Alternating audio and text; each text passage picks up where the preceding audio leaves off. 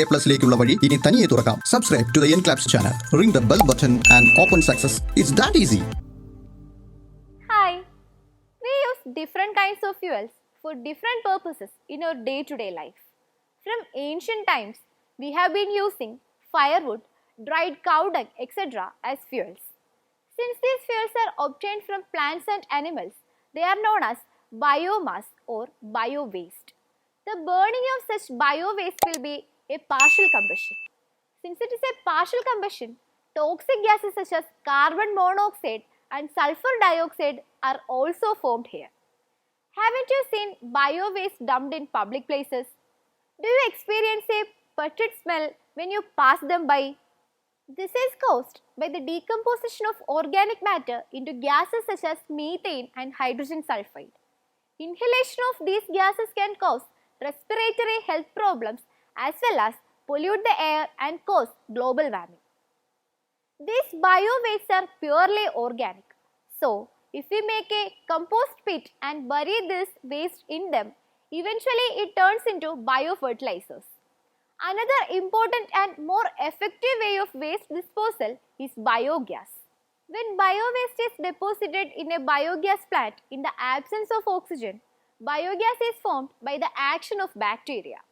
Its main constituents are methane and carbon monoxide. The slurry discharged from the biogas plant is a good manure. When biomass is converted into biogas, not only a fuel of greater calorific value is obtained, but the atmospheric pollution is also minimized.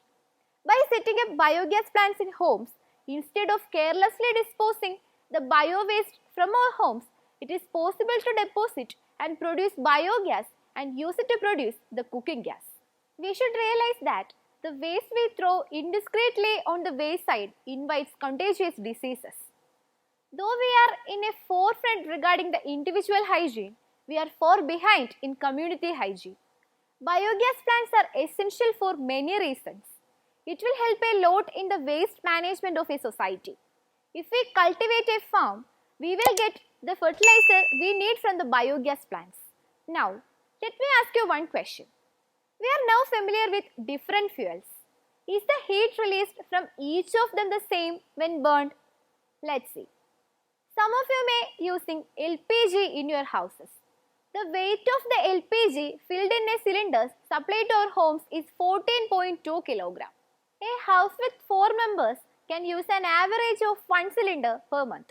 On the other hand, 14.2 kg of firewood may last only up to few days.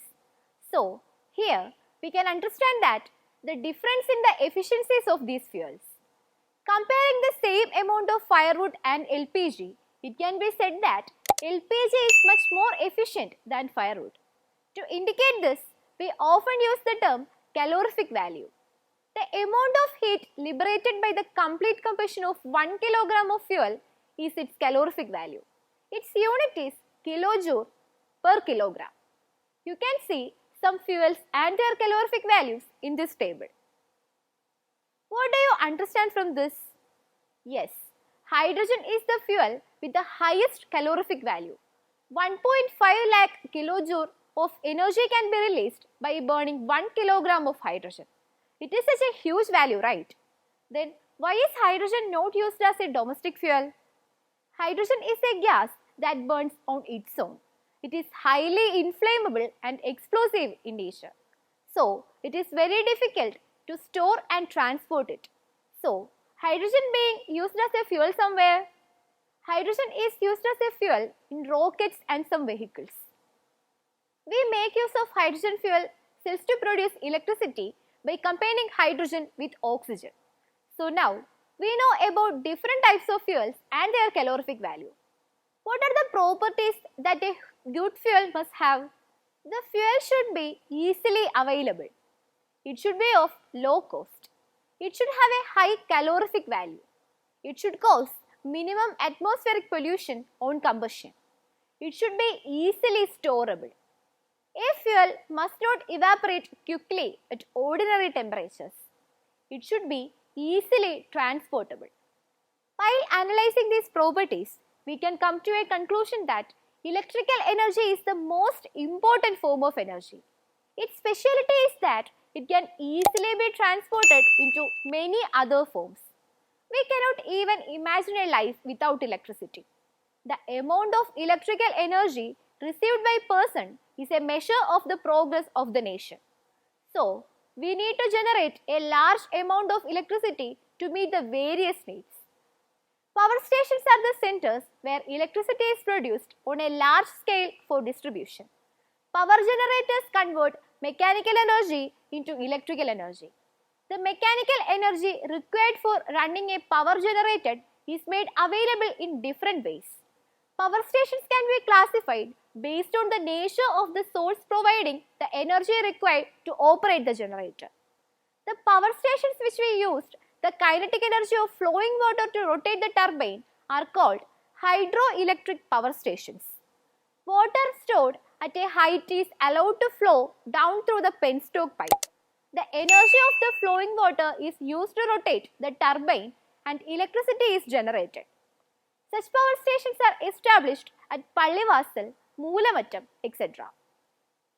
In a hydroelectric power station, the kinetic energy is transformed into mechanical energy and then to electrical energy. If the energy of steam is used to rotate the turbines to generate electricity, they are called thermal power stations. Fuels like coal, naphtha, lignite, etc. are ignited.